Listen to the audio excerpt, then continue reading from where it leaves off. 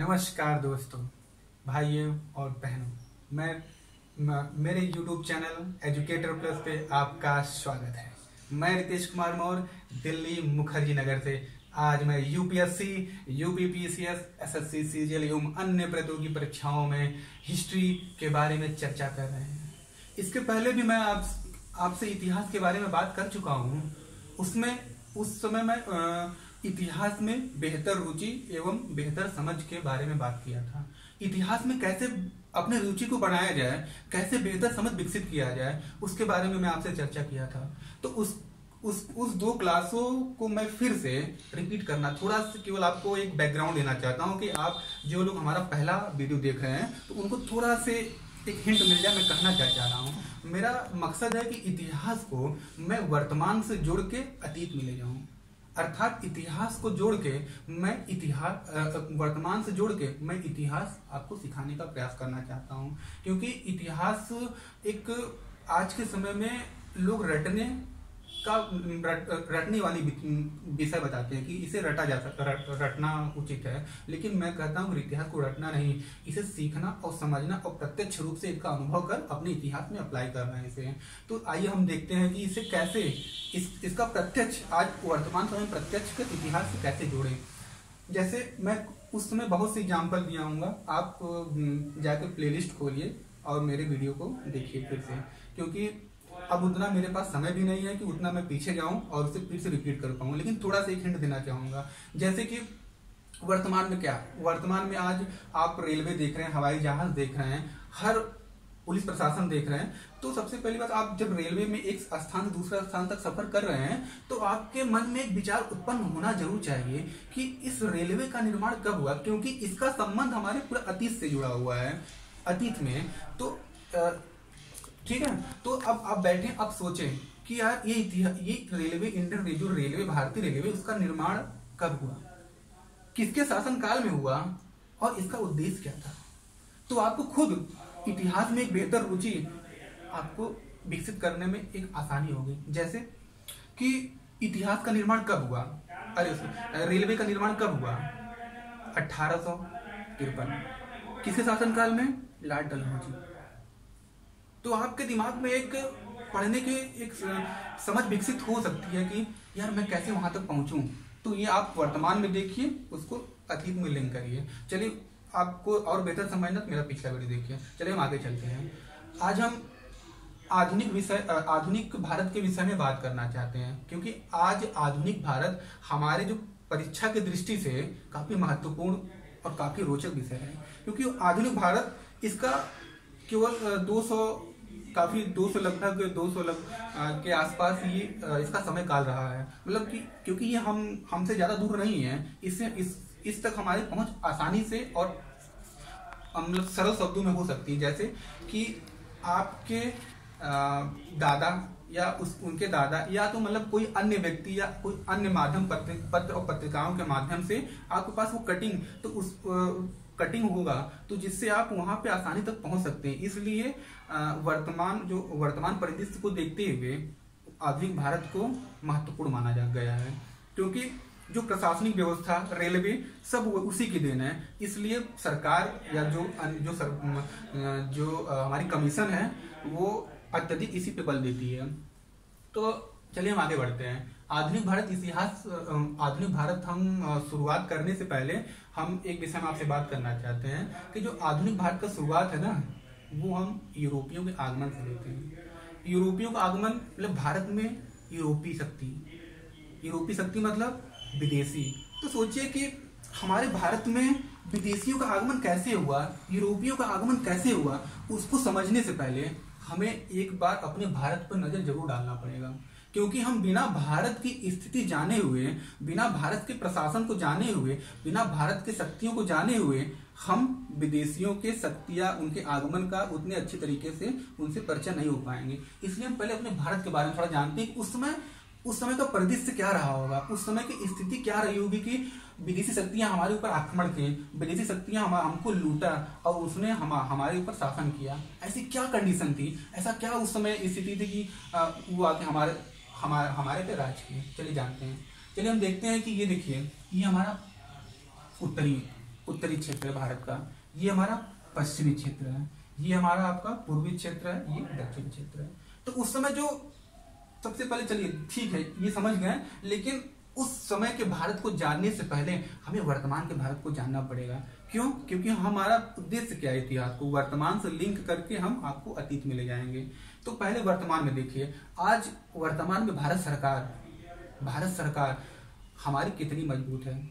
तो पहले उसको जानने से पहले आज 2 दिन पहले का आप न्यूज देखिए कि चीन जो हमारे अभी चीन जो है, चीन आपकी सिक्किम पे, अब लद्दाख में आक्रमण किया, भारत के कुछ क्षेत्रों में अंदर घुस आई, लेकिन हमारी जो भारतीय सेना है अपना अदम्य साहस दिखाते हुए उसका सख्ती सामना की। तो आज फिर से वो बहाल हो गया, संधि होने फिर से एक शांति का माहौल स्थापित हो गया। क्यों ऐसा क्या रीजन है? क्योंकि आज भारत मजबूत है, आज भारत के पास शक्ति है, आज भारत के पास हथियार है, आज भारत के पास परमाणु है, आज भारत अपने निर्णय लेने में स्वतंत्र है। आज पूरा भारत का जो शक्ति है ना, वो भारत सरकार के हाथ में है। तो इसका केंद्रीकरण शक्ति का है। यदि केंद्रीकरण न हो, शक्तियों का केंद्रीकरण न हो, तो समझ लीजिए कि आज इधर पाकिस्तान, इधर चाइना, सब लोग आक्रमण करना और भारत के कुछ क्षेत्र को हड़पना चाहते हैं। तो ऐसा संभव हो जाता जब हमारी शक्ति हमारी जब केंद्रीकृत न होती, तो लेकिन हमारी शक्ति हमारे भारत सरकार के पास है। तो देखिए इससे हमें क्या सीख मिलती है कि हम आप लोग को एक शिक्षा, मतलब इस एजुकेशन प्लस के माध्यम से आपको स्पेशली आपको एक शिक्षा देना, मतलब कि एक शिक्षा देना चाहते हैं। तो मैं कहना चाहता हूं कि आपको एक शिक्षित व्यक्ति होना पड़ेगा, शक्तिशाली होना पड़ेगा और संगठित होना पड़ेगा। बिना शिक्षित हुए, बिना शक्तिशाली हुए, बिना संगठित हुए आप कोई मुकाम हासिल नहीं कर सकते। सब आपके ऊपर कब्जा करेगा, सब आपको दबाएगा, सब आपको जीत के ले जाएगा, सब आपको गुलाम बनाएगा, सब शोषण करेगा। तो आपका पहला काम है कि शिक्षित होना, शक्तिशाली बनना और संगठित होना। तो वही हमारे भारत में पहले नहीं था। आज जैसी परिस्थिति आज हमारे भारत में क्या है, आज हमारे भारत की सामाजिक व्यवस्था क्या है, जाति प्रथा, वर्ण व्यवस्था सब बरकरार है, लेकिन सब कमजोर होता दिख रहा है। आज जाति प्रथा जो, जैसे कि आज हमारे जो देश में जाति विविधता है, कई जातियों में विभक्त है, जैसे हिंदू मुस्लिम, कई धार्मिक, जैसे हिंदू मुस्लिम, कोई ब्राह्मण, कोई क्षत्रिय, कोई शूद्र, ये सब कई पार्ट में विभक्त है। लेकिन इसका संकल्पना खंडित होती दिख रहा है। क्यों? क्योंकि आज का भारत हमारा जो है ना, पूंजीवादी अर्थव्यवस्था की ओर अग्रसर है। अर्थात यहाँ पे पूंजीवादी मानसिकता, अर्थात यहाँ पे योग्यता को प्राथमिकता दी जा रही है। अर्थात जैसे समझिए कि पहले क्या था कि यदि आप उच्च वर्ग के हैं, भले से आपको कुछ नहीं आ रहा है, लेकिन तभी पे आपको उस प्रशासन में आपको रखा जा रहा था। लेकिन आज वो नहीं है। पूंजीवादी अर्थव्यवस्था में लाभ कमाना है, और लाभ कैसे कमाएंगे? जब आप उद्योग कोई बैठा रहे हैं तो उद्योग में योग्य लोग ही चाहिए, योग्य काम वाले चाहिए, योग्य कंप्यूटर वाले चाहिए, योग्य उनका सिस्टम चाहिए, योग्य उनका प्रशासन, जो कंपनी का जो प्रशासन मैनेजमेंट कर रहा है योग्य चाहिए। योग्य व्यक्ति नहीं रहेंगे तो उनको लाभ नहीं होगा। इसलिए आज जाति, आज वर्ग खंडित होता दिख रहा है। आज हर वो व्यक्ति, आज कोई नहीं पूछ रहा कि आज आप उच्च वर्ग के हैं, निम्न वर्ग नहीं, आप योग्य हैं कि अयोग्य हैं। योग्य हैं तो आपके लिए स्थान है, अयोग्य है तो आपके लिए स्थान नहीं है। और देखिए दूसरा बात, शहरीकरण भी हमारे समाज को, जो जाति व्यवस्था थी उसे भी खंडित किया है। जैसे शहर में लोग गांव से पलायन करके शहर में जाते हैं। शहर में आप देखते होंगे कि शहर में सभी लोग एक स्थान दूसरे स्थान से आए हुए होते हैं। तो वहां पर भी वही उद्योग की बात है। लोग क्यों आते हैं? रोजगार की तलाश में, उद्योग के तलाश में आते हैं। तो उद्योग है तो वहां पर भी योग्य व्यक्ति ही चाहिए। इसलिए हमारे शहर में भी, शहरीकरण ने भी हमारे जाति व्यवस्था को काफी कमजोर किया है। और देख लीजिए तो इस समय की और स्थिति देख लेते हैं कि यही स्थिति, वर्तमान की जो स्थिति है उसी से मैं जोड़ूंगा आपका वहां पे। जैसे आज यहाँ की महिला की स्थिति आज मैं एक चीज पढ़ रहा था, तो उसमें लिखा था कि पंडित जवाहरलाल नेहरू ने कहा था, यदि किसी देश की हमें व्यवस्था या किसी देश की विकास के बारे में जानना है ना, तो पहले सबसे पहले हमें वहाँ की महिलाओं की स्थिति को जानना पड़ेगा। क्यों? क्योंकि जो समाज है ना, वो महिला और पुरुष के दोनों, मतलब दोनों समान रूप से दो एक पहिया हैं। जो समाज है वो दोनों पहिया, जैसे महिला और पुरुष के ऊपर टिका हुआ है। यदि एक चक्का भी, एक पहिया भी खराब हो जाएगा ना, तो समाज का विकास असंभव हो जाएगा। इसलिए महिला को हमें समान भाव, यदि समानता का अधिकार देना पड़ेगा। यदि उनको समानता का अधिकार नहीं देंगे तो उनका सामाजिक स्तर ऊंचा नहीं होगा। यदि सामाजिक स्तर ऊंचा नहीं होगा, वो शिक्षित नहीं होंगे, तो उनका विकास नहीं, पूरे समाज का विकास अधूरा हो जाएगा। इसलिए हमें उनको आगे लेके बढ़ना होगा। तो हमें ये संकल्पना लेना होगा, हमें महिलाओं को आगे बढ़ाना पड़ेगा, लाना पड़ेगा, उनको सामने लाना पड़ेगा समाज में। तो चलिए ठीक है यहाँ तक। और आर्थिक व्यवस्था देखते हैं। अब छोड़िए, आगे चलते हैं, अब उस समय चलते हैं। आज की तो हम लोग देख लिए कि आज की स्थिति क्या, आज महिलाएं आगे बढ़ रही हैं, हर क्षेत्र में महिलाओं का सशक्तिकरण हो रहा है। वो पायलट बन रही हैं, वो मतलब और अधिकारी बन रही हैं, हर वो स्तर पर पहुंच रही हैं जो पहले इसकी कमी थी। अब चलिए वही देखते हैं कि पहले क्या स्थिति थी। पहले जैसे ये हमारा उत्तर भारत है, ये पश्चिम है, ये पूर्वी भारत है, दक्षिण भारत है। तो उस समय जो शक्तियां थी ना, सब बटी हुई थी। यहाँ पे कोई राजा है, यहाँ महमूद बेदरा है, यहाँ पे बहमनी साम्राज्य, विजयनगर साम्राज्य है, उड़ीसा में कोई अलग साम्राज्य है। तो ये शक्तियां जो है ना, अपने साम्राज्य को बढ़ाने के लिए प्रयत्न कर रही थी। ये इनके ऊपर हमला कर रही थी, ये इनके ऊपर हमला कर रही थी, ये इनके ऊपर हमला कर रहे थे। मतलब सभी लोग अपने साम्राज्य को बढ़ाने के चक्कर में, कोई जनता का कोई ध्यान ही नहीं दे रहा था। बस खाली सब अपने चक्कर में है, कोई किसी के चक्कर में नहीं, सब अपने चक्कर में है। बस हमारा प्रशासन अच्छी तरीके से चलना चाहिए। ये नहीं कि यहाँ पे हम युद्ध करेंगे तो यहाँ की जनसंख्या मारी जाएगी। यहाँ पे लूटते थे, मतलब बहुत बुरी स्थिति थी। तो ये विदेशियों के आने का सबसे बड़ा एक सरल मार्ग बना। क्योंकि जैसे आप सोच लीजिए कि आप हैं और किसी विद्रोही से आपका, मतलब कि कोई और गुट है, उससे आपका लड़ाई हो गया, और मैं अंग्रेज हूँ, मैं आता हूँ, बोलता हूँ कि सर मैं आपको सहायता दूंगा। क्यों? क्योंकि मेरे पास जो अंग्रेज थे ना, उनके पास अत्याधुनिक हथियार थे, गोला थे, बारूद थे, वो पहली बार शिक्षित थे।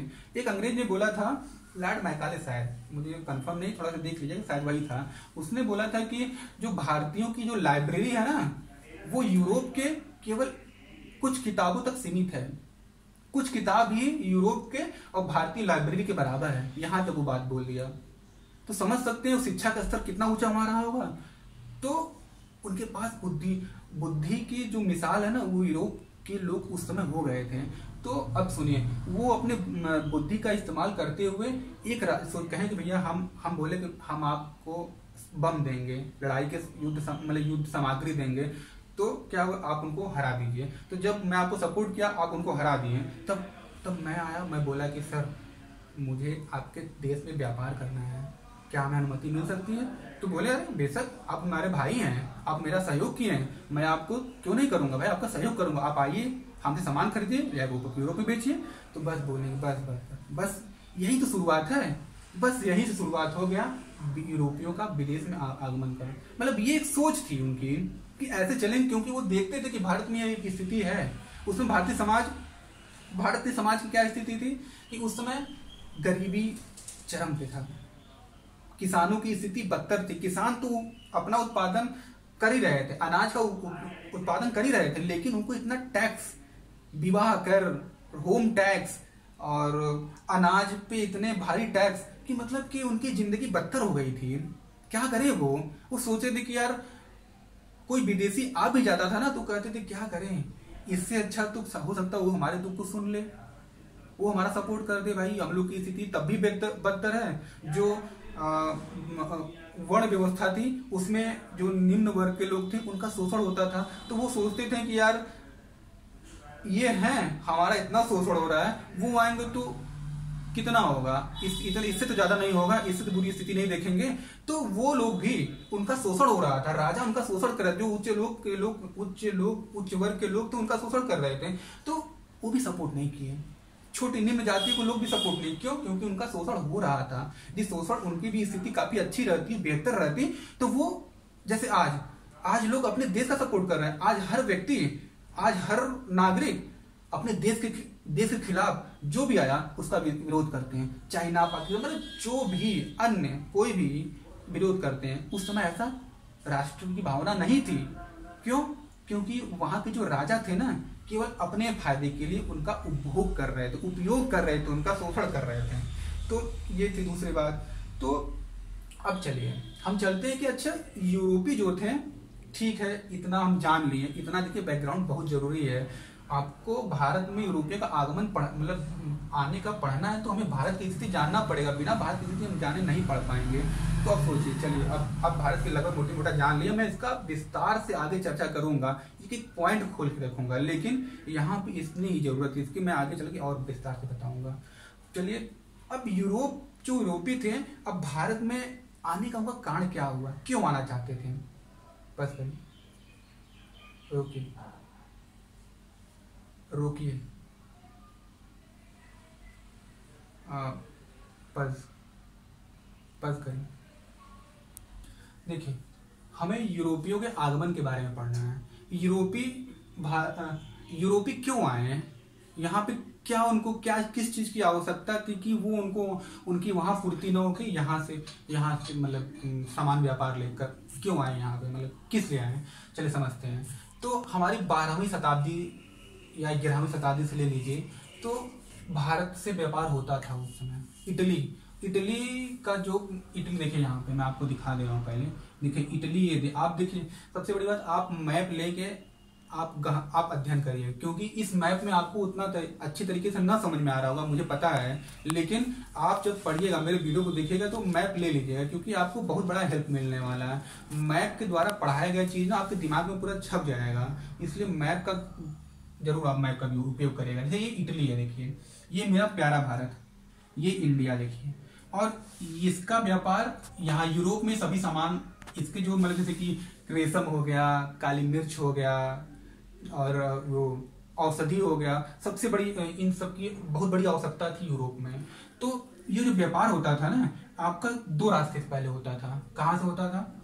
एक भारत, ये देखिए गल्फ ऑफ ओमान के रास्ते हुए, पर्सिया फारस की खाड़ी होते हुए, इराक होते हुए, सीरिया होते हुए, टर्की होते हुए ये आपका इटली पहुंचता था। ये जमीनी रास्ता था। एक और कौन रास्ता था? ये प्यारा भारत से होते हुए, गल्फ ऑफ अदन होते हुए, देखिए अदन, ये आपका लाल सागर होते हुए ये आपका मिस्र पहुंचता था, अलेक्जेंडरिया।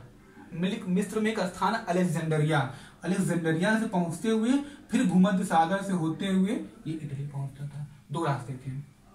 तो ये क्यों पहुंचता, मतलब जैसे उस समय क्या, मतलब कि काली मिर्च की क्या आवश्यकता थी उस समय? जैसे ना कि लोग खाना, जैसे कि उस समय कृषि तो बहुत ज्यादा होता नहीं था वहां पे, यदि कृषि हो भी जाता था तो कुछ समय के लिए वहां पे जैसे शून्य काल की स्थिति होती थी, तो वहां पे जो घास की कमी पड़ जाती, जो वहां पशु होते थे ना उनको चारागाह की कमी पड़ती थी। तो जब चारागाह की कमी पड़ती थी ना, तो यूरोप में लोग पशुओं को मार देते थे, और मार देते थे तो क्या करेंगे, तो खाएंगे उसे, तो उसके खाने का उपयोग करते थे। जब खाते थे तो उस समय काली मिर्च जब यहाँ से जो जाती थी, उस मसाले को, उस मांस को सुरक्षित रखने के लिए और उसको स्वादिष्ट बनाने के लिए उसका डिमांड बहुत ज्यादा था।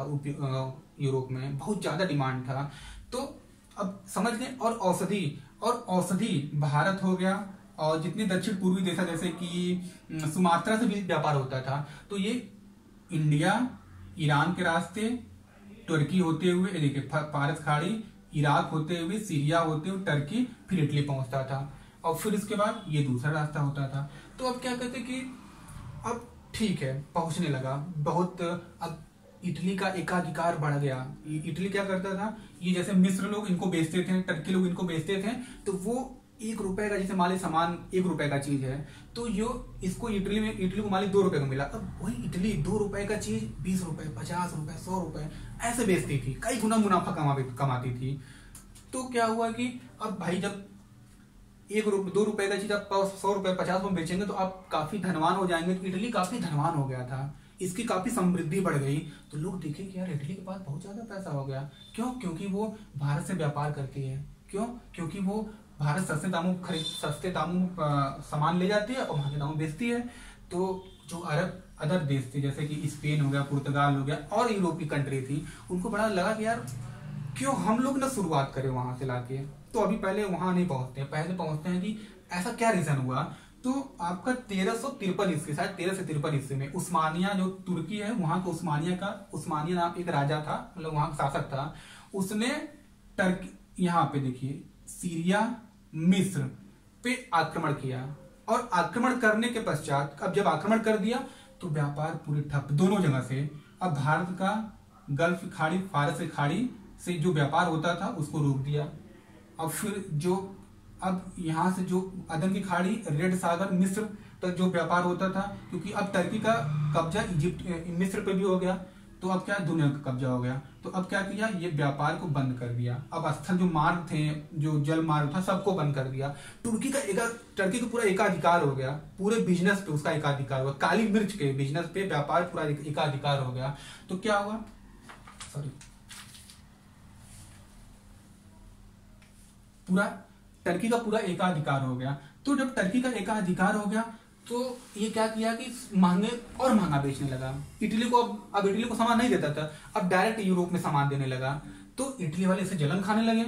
और जो स्पेन और इटली जो था ना, वो छोटा छोटा राज था, जैसे छोटा छोटा देश था, भले से धनी देश था लेकिन छोटा छोटा था। तो इटली उस समय सबसे ताकतवर था, भूमध्य सागर में उसकी बहुत बड़ी वर्चस्व हो गया, पूरा बहुत बड़ा एक साम्राज्य स्थापित कर लिया नौसेना क्षेत्र में। तो इटली छोटा राज था, उससे लड़ाई नहीं लड़ पा रहा था। क्यों? क्योंकि उसके पास धन तो था लेकिन उसके पास सैनिक नहीं थे उतने मात्रा में, तो वो डरा हुआ था। तो उसका सहयोग कौन किया, मतलब तब उसको रोकने के लिए स्पेन और पुर्तगाल आए, कहेंगे नहीं अब तुर्की का सामना मैं करूंगा। क्यों? क्योंकि उस समय यूरोप में ना ये सबसे बड़ी यूरोप में बात हुआ था। क्या बात हुआ? पुनर्जागरण। पुनर्जागरण मतलब होता क्या है, पुनः जागृत होना, मतलब पुनः जागना।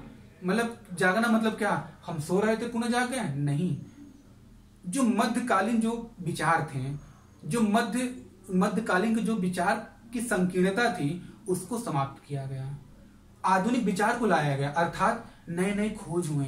जो उस समय धार्मिक, जो उसमें पोप या इटली में पोप नामक धार्मिक जैसे कि पोप, जिसे जो धर्म, जो ईसाइयों का सबसे बड़ा दो धर्म गुरु होता है उसे पोप बोलते थे। तो पोप का बहुत बड़ा वर्चस्व था यहाँ पे इटली में।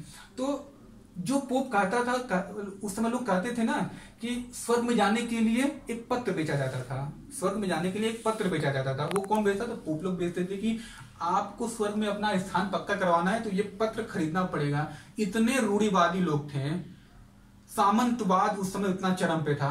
उसी से मुक्ति, पुनर्जागरण क्या, उसी से मुक्ति पाना, जैसे कि धर्मांध रूढ़िवादी चीज को समाप्त करना। और क्या आप पूछेंगे और पुनर्जागरण मतलब क्या? उस समय नए नए विचार लोग, जैसे कि प्रौद्योगिकी, बारूद की खोज, पूंजीवादी व्यवस्था का उदय होना, ये चीजें। और कृषि जो था, कृषि में नए नए, जैसे जो कृषि होता था, नए नए हथियार, जैसे नए नए औजार का उपयोग होना, ये चीज उस समय पुनर्जागरण काल में हुआ। लोग सामाजिक, आर्थिक और सामाजिक रूप से काफी जो जाति व्यवस्था थी, जो मतलब कि जो छोटे निम्न वर्ग थे, तो उनका शोषण कम हुआ। तो उस समय लोगों जब लोग पुनः जागृत हो जाएंगे तो उनकी सोचने की क्षमता, नए विचार की क्षमता बढ़ेगा। तो वो क्या करेंगे, वो साम्राज्यवादी नीति अपनाएंगे। जैसे कि क्या हुआ, जब वो पूंजीवादी सोच की उदय हुआ तो उनको अब उद्योग बैठाएंगे। उद्योग बैठाने के लिए उन्हें कच्चा माल चाहिए। तो वो क्या करेंगे, भाई उनके पास तो कच्चा माल है ही नहीं, तो क्या करेंगे, अदर देश, जैसे अफ्रीका हो गया, संसाधनों का भंडार अफ्रीका, भारत हो गया संसाधनों का भंडार, तो उनको क्या चाहिए, कच्चा माल चाहिए। तो वो अलग अलग देश में जाएंगे। जैसे अफ्रीका भारत में आए तो उनके ये भी मानसिकता भारत को और रुख करने का प्रयास किया पुर्तगालियों का, मतलब पुर्तगालियों का पूरी यूरोपीय शक्तियों का आने का यह सोच था। उस समय क्या हुआ, नई नई टेक्नोलॉजी, जैसे क्या, कंपास क्या होता है, समुद्र में जो जहाज चलती है उसमें कंपास, जैसे कि दिशा सूचक के अंदर दिशा बताता है कि हम किस रास्ता पे चल रहे हैं, कहाँ चल रहे हैं, तो वो बताने का प्रयास कर। कंपास की खोज हो गया, बारूद को खोज हो चुका था। नई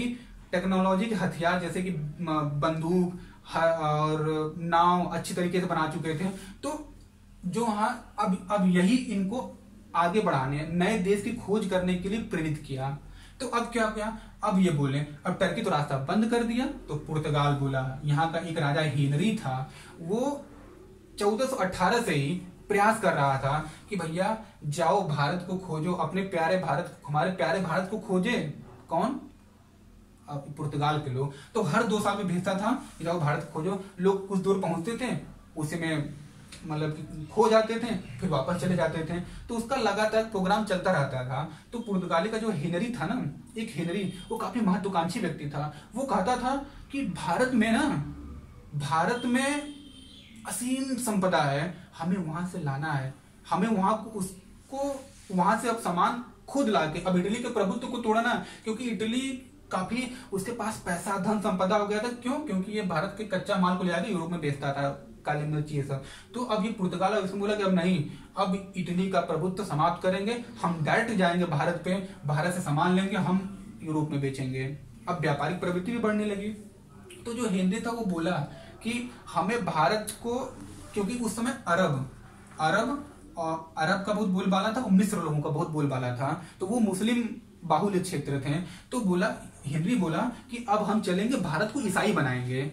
जब ईसाई हम भारत को बना देंगे तो भारत के अंदर ईसाइयत आ जाएगी। जब ईसाइयत भारत के अंदर आ जाएगी तो भारत सोचेगा भाई तो मैं ईसाई का हेल्प करूं, तो हम मुसलमानों का हेल्प नहीं करेंगे, या हम किसी और धर्म का जो व्यापारी उनका उपयोग सहयोग न करके हम ईसाई का सहयोग करेंगे। हेनरी का सबसे बड़ा ये मुद्दा था, सबसे बड़ा ये बहुत बड़ा एजेंडा था कि हम लोगों को ईसाई बनाएंगे। ईसाई ही बनना लोगों का हमारे व्यापार में बढ़ावा होगा, क्योंकि वो लोग जब ईसाई बन जाएंगे तो हमारा सपोर्ट करें। सबसे बड़ी राजनीति ये थी।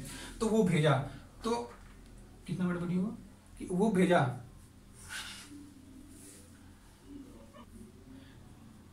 ठीक है।